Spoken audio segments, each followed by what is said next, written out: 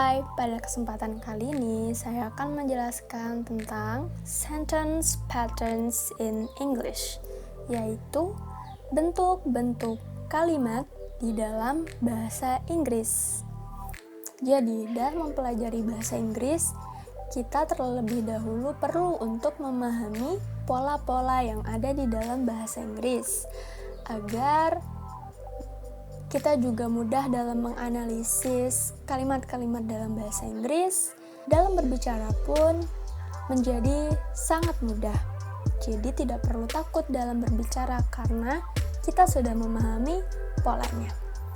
Oleh karena itu, simak video ini baik-baik ya. Nah, terlebih dahulu kita perlu memahami perbedaan antara pola dasar kalimat pada bahasa Indonesia dengan bahasa Inggris. Kalau di dalam bahasa Indonesia, pola kalimatnya terdiri dari subjek ditambah predikat. Kemudian kalau di dalam bahasa Inggris, pola kalimatnya terdiri dari subjek ditambah dengan verb. Jadi ini hanya perbedaan istilah saja ya, agar teman-teman lebih familiar terhadap bahasa Inggris itu sendiri. Jadi harus dipahami, kalau dalam bahasa Inggris itu namanya verb, kalau dalam bahasa Indonesia itu namanya predikat. Nah, di dalam bahasa Inggris, objek dan keterangan itu hanya bersifat tambahan.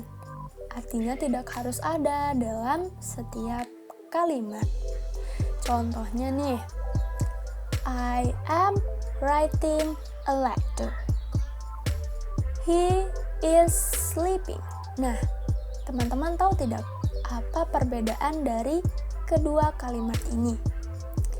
Ya, kita analisis dulu satu persatu ya. Kita analisis, I ini sebagai subjek, am sebagai auxiliary verb atau kata kerja bantu, kemudian writing sebagai verb, dan a letter sebagai complement atau pelengkap. Kemudian he is sleeping, he sebagai subjek, is sebagai auxiliary verb atau kata kerja bantu, dan sleeping sebagai verb. Nah, dari sini apakah sudah ditemukan perbedaan dari kedua kalimat ini? Ya, terletak di pelengkapnya. Di kalimat pertama memiliki pelengkap, sedangkan di kalimat kedua tidak memiliki pelengkap atau complement. Mengapa? Ini tergantung dari kalimat itu sendiri. Apakah ia sudah menjelaskan sesuatu secara clear atau belum? Nah, kalau misalnya kalimat pertama ini sampai verb saja, sampai I am writing, pembaca kalimat ini akan merasa bingung. Ini menulis apa ya? Seperti itu. Jadi, kalimat itu harus memberitahu informasi kepada pembaca dengan jelas. Seperti I am writing a letter ini. Atau dalam bahasa Indonesia artinya saya sedang menulis sebuah surat. Begitu.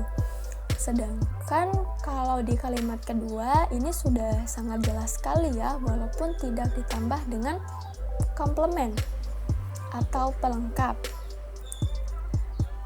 Namun di kalimat kedua ini sudah memberitahu informasi kepada pembaca dengan jelas. Jadi tidak perlu ditambah komplement, kalimat ini sudah jelas untuk dipahami. Nah, sekarang kita akan membahas tentang auxiliary verb yang kita baca tadi ya, yang ada di kalimat. Apa sih itu? Kata kerja bantu. Apa sih? Nah, sekarang kita baca pengertiannya. Auxiliary verb adalah kata kerja bantu yang berada di depan kata kerja utama untuk membentuk suatu kalimat yang lengkap. Nah, jadi auxiliary verb ini adalah kata kerja bantu, di mana kata kerja ini akan membantu kata kerja utama untuk membentuk suatu kalimat yang lengkap. AV ini terdiri dari 4 jenis, yaitu to be, to do, to have, dan modals. Di mana masing-masing dari keempat jenis ini terdiri dari 2 bentuk, yaitu present dan past. Jenis to be yang present itu terdiri dari am, is, are. Sedangkan jenis to be yang bentuk past terdiri dari was dan were. Kemudian to do, jenis to do yang present terdiri dari do dan does. Kemudian bentuk yang past terdiri dari did. Untuk yang to have, bentuk presentnya has dan have, dan untuk pastnya adalah had. Dan modals, bentuk presentnya adalah can, may, must, shall, will. Dan untuk pastnya could, might, should, would. Kemudian tadi di tabel yang pertama ini kan belum tahu tuh am ini untuk subjek apa ya, is ini untuk subjek apa, are ini untuk subjek apa. Kita bisa melihat tabel ini. Nah, di sini kita bisa melihat pasangan antara subjek dengan jenis AV yang tadi. Yang pertama kita bahas subjek I. Untuk to be-nya ada am dan was. Untuk to do ada do dan did. Untuk to have ada have dan had. Kemudian pada subjek you, they, dan we, bentuk to be-nya ada are dan were. Bentuk to do-nya ada do dan did. Bentuk to have ada have dan had. Untuk subjek he, she, it, bentuk to be-nya adalah was, dan begitu juga dengan past, bentuk to be-nya adalah was. Kemudian to do bentuknya does dan did, dan to have bentuknya has dan had. Nah, untuk modals, semua modals ini bisa digunakan untuk semua subjek kecuali shall. Nah, model yang satu ini khusus untuk subjek I dan we. Jadi, model yang shall ini hanya bisa dipasangkan dengan subjek I dan we. Baik, di sini saya menyajikan beberapa kalimat yang berisi auxiliary verb. Nah, kalimat pertama ini berbunyi I am writing a letter. Di mana I ini menjadi subjek, am ini sebagai AV, writing sebagai verb, dan a letter sebagai complement. Nah, kenapa am ini sebagai AV? Karena ini dalam bentuk present dan subjeknya adalah I. Jadi yang tepat adalah am. I am writing a letter. Kemudian kalimat kedua, I was writing a letter yesterday. I sebagai subjek, was sebagai AV, writing sebagai verb, dan a letter yesterday sebagai complement. Nah, kenapa AV-nya adalah was? Karena ada kata yesterday, di mana ini menunjukkan waktu lampau, sehingga AV-nya adalah was, bukan am.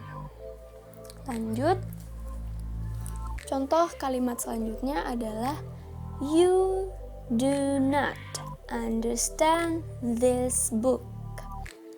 You sebagai subjek, do sebagai AV, understand sebagai V atau verb, dan this book sebagai complement. Ya, jadi di sini AV-nya adalah do karena subjeknya adalah you. dan ini diminta bentuk sekarang, present. Kemudian they did not come to school. Nah, di sini they sebagai subjek, did sebagai AV, come sebagai verb, to school sebagai complement. Ketika suatu kalimat bentuknya adalah lampau, maka auxiliary verbnya atau AV-nya adalah did karena subjeknya they. She has been ready. Kenapa has sebagai AV? Karena subjeknya ada dan ini bentuk kalimat present. Kemudian it has been in the room. Kenapa AV-nya has? Karena ini bentuk present dan subjeknya adalah it. Dimana it sebagai subjek, has sebagai AV, been sebagai verb, in the room sebagai complement. Yuk sekarang kita latihan. Nah, di sini ada sebuah kalimat dan saya menyiapkan tabel ya di sini agar memudahkan kalian untuk mencari apa sih jawabannya. Ya, they strip been in the room. Kira-kira apa ya? Ini bentuknya adalah present. Lalu kira-kira di sini apa ya? Kita analisis dulu kalimatnya. They ini sebagai subjek, kemudian been sebagai verb. Jadi jawaban yang tepat adalah have, karena have adalah salah satu dari auxiliary verb atau AV, subjeknya they dan bentuk kalimatnya adalah present. Jadi dalam mengisi suatu kata yang kosong, maka kita harus menentukan terlebih dahulu subjeknya itu siapa, kemudian bentuk kalimatnya ini present atau past, fungsinya sebagai apa? Sebagai verb atau auxiliary verb atau AV. Kemudian exercise yang kedua.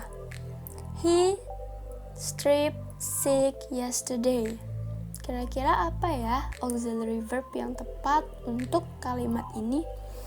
Ya, kita analisis dulu. He ini sebagai subjek, sick sebagai verb, dan yesterday sebagai complement. Maka dilihat dari subjeknya adalah he dan ada kata yesterday yang berarti ini sudah lampau, maka AV yang tepat adalah was. Kemudian latihan yang ketiga, I strip listening to music. Kira-kira AV yang tepat apa ya? Pertama, kita analisis terlebih dahulu. I sebagai subjek, listening sebagai verb, to music sebagai complement. Maka karena ini adalah bentuk present dan subjeknya adalah I, AV yang tepat adalah am. Bisa dilihat di sini. Am, bentuk I dan present. Oke teman-teman, sekian dulu video pada kesempatan kali ini. Besok kita lanjut di video-video yang lainnya. Thank you for watching my video. See you next time.